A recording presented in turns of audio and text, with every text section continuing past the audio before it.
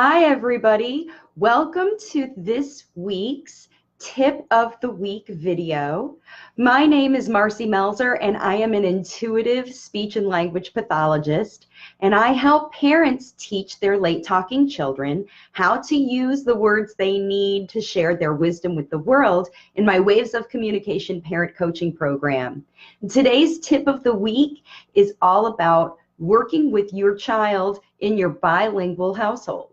There are parents all over the world in my Waves of Communication program who are working with their children and in more than one language.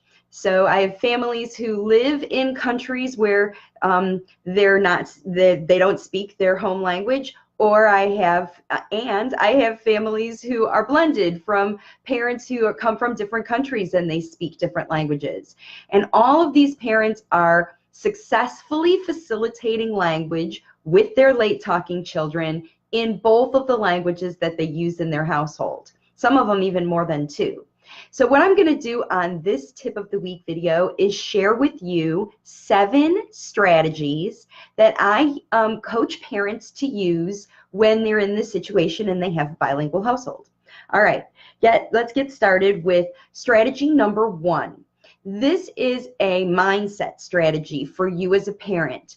Understanding that it is absolutely true that even though your child is late talking, no matter how old they are, they can learn to speak 2 languages. It's not something that happens only for kids who are typically language developing from early on. If you're going to be facilitating language with your child in more than one language, it absolutely is possible, even if your child is late talking. So that's strategy number 1, is get it in your head that this is definitely possible and something that you want to do. Because if you start to have doubts, then you're not going to be successful. So that's the first thing I want you to do. No matter what you've said or what you've read, I know for a fact that it's happening because I coach parents and doing it myself.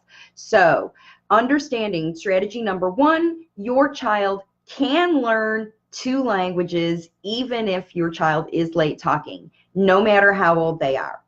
All right, strategy number 2.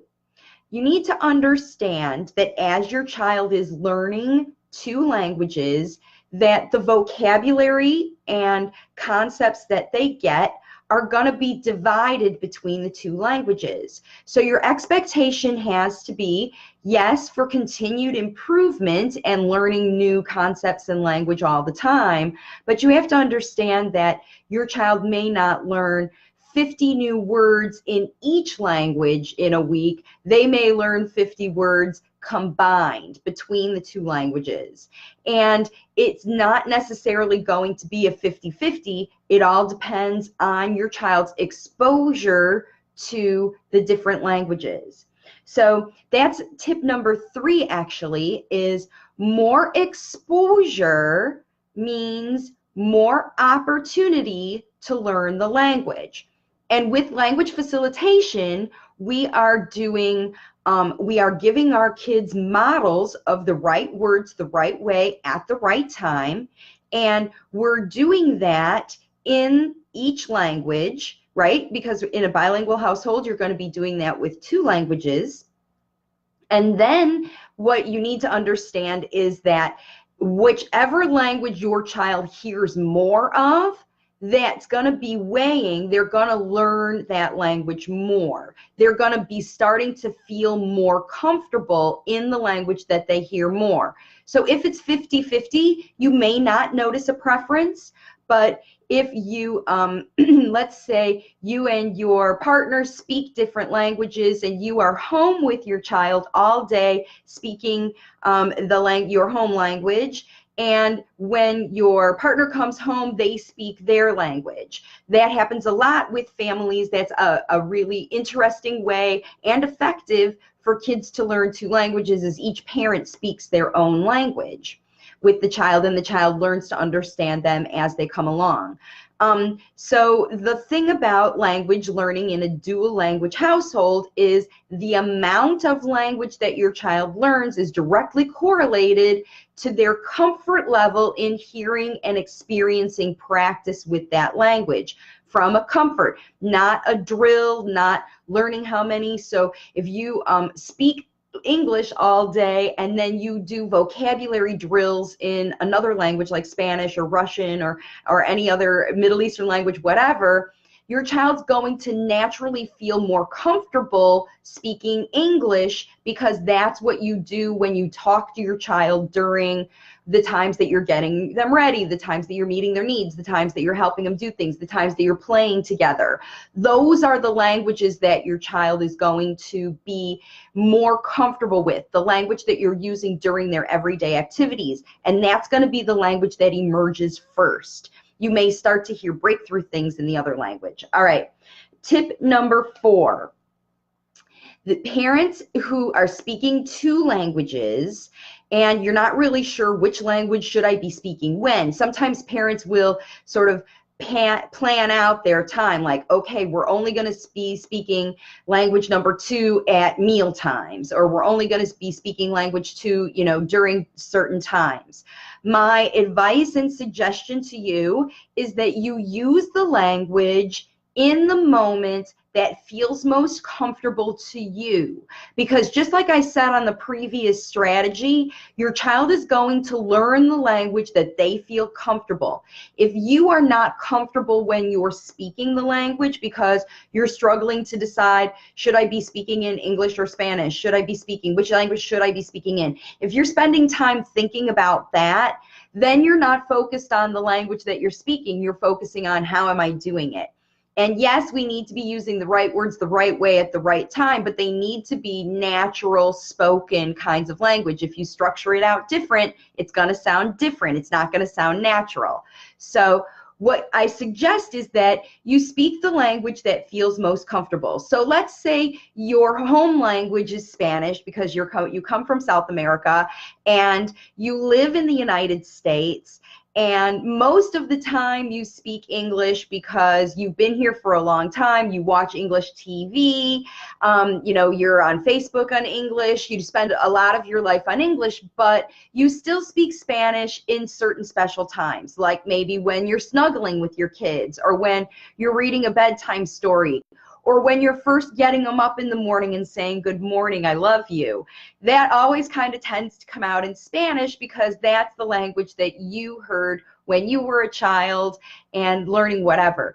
So it's important that you use Spanish or your home language during those natural, comfortable times, and use English whenever it feels comfortable. So it's all about using the language that feels most natural to you. So that's why if you have a bilingual household and parent A doesn't even speak the second language, so I have a family in my program right now, the mom speaks English, the mom speaks English and Spanish. Her home language is Spanish.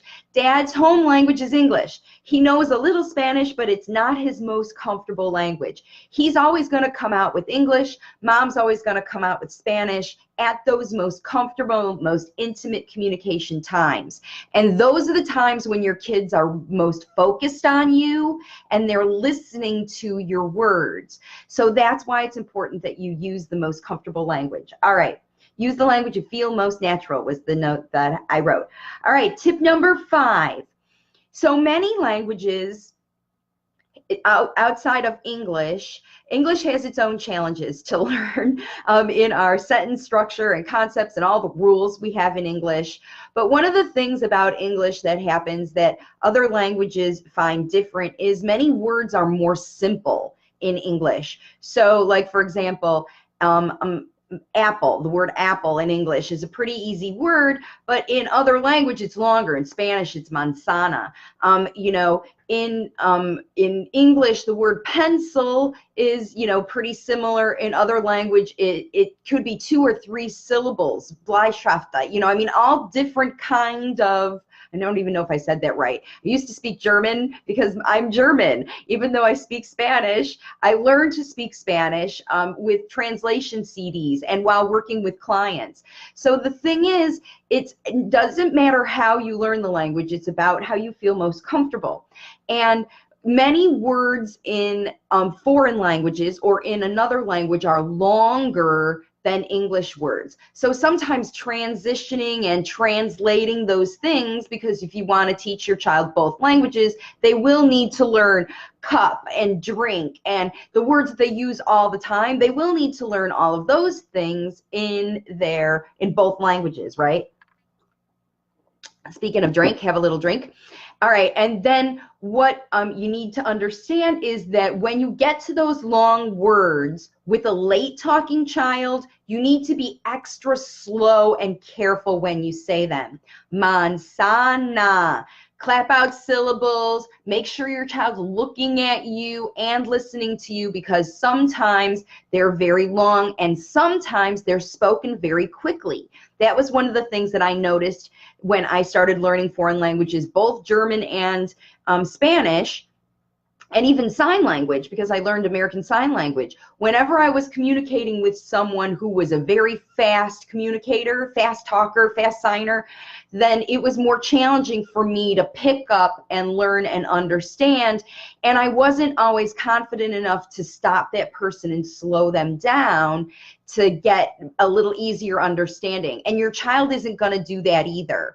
So if you are speaking another language or introducing things for the first time and it's long or complicated, make sure that you slow down. And that's just a really important strategy. All right, and then strategy number 6 is that you should only speak one language at a time. I talked about using the most comfortable language, but the thing you really need to realize is that you should use only one language at a time. Don't mix them up. Kids will mix them up. They'll use Spanglish. They'll say, yo quiero apple, or they'll say, I want leche, you know, things like that. They'll mix them together. But when you are speaking to your child in that circumstance, kind of like I talked about before, if you do plan it out, that whole time for dinner, make sure you're speaking in one language. Hopefully everybody's speaking the same language at one time. It's not really helpful for your child if at the same time you and dad are speaking different languages. That's going to be tricky for your child. One language at a time so your child can match the language they're hearing, the concepts they're understanding with the experiences that are going on. And that's how they learn and integrate language, any language. All right, so let's see. And then tip number 7 is don't correct your child's speech if they do it wrong, if they use the wrong word, if they mix them together, if they use different syntax, if they get the pronoun wrong, all of that. It's not about correcting your child in the moment, because nobody likes to be corrected all day, every day. It's just like if your child is a late talker and you're making them try to say words after they point to something and you know they know what it is, and then you make them say words. It's no fun for kids. And remember, if it isn't fun, it isn't fun. And pressure to learn 2 languages, pressure to correct it all the time, that's not going to help your child feel comfortable enough to adopt both languages and use them functionally. So instead of correcting them, we do what's called recasting. And that means just say it back the right way. So if your child says, yo quiero apple, you say, oh, you want an apple, if you want to speak English. Or if your child says, yo quiero apple, and you want them to speak Spanish, you say, yo quiero manzana. So you just give them the language back as you give it to them. Don't make them say it. Don't pressure. If it isn't fun, it isn't fun. And learning language is really fun, especially when you start to get reactions from people. So praise your child for all the language they use. That's always a foundational thing with language facilitation. Keep it fun, keep it happy, keep it natural, and your child will easily pick up both languages if you use the tips that I gave you in this video. All right, everybody. Thank you so much for watching me today. I so appreciate all of the likes you put on my videos, all the shares, all the subscribes here on my YouTube channel. Thank you so much for joining me today and for digging in and helping your child learn to use all the words they need, because you as parents are the best language facilitators. If you want to know about a plan and get your custom plan to give you all the exact strategies that you need in your unique situation, in your lifestyle, in your home, no matter how many kids you have, no matter how old they are, you can reach out to me. You can send me a message here, or you can check out my website, wavesofcommunication.com, for all the details about how to work with me. All right, everybody. Thanks again for joining me on this week's Tip of the Week video, working with your bilingual child and your bilingual family. And I hope it was beneficial for you. And please join me next time on my next live video. I'll see y'all then.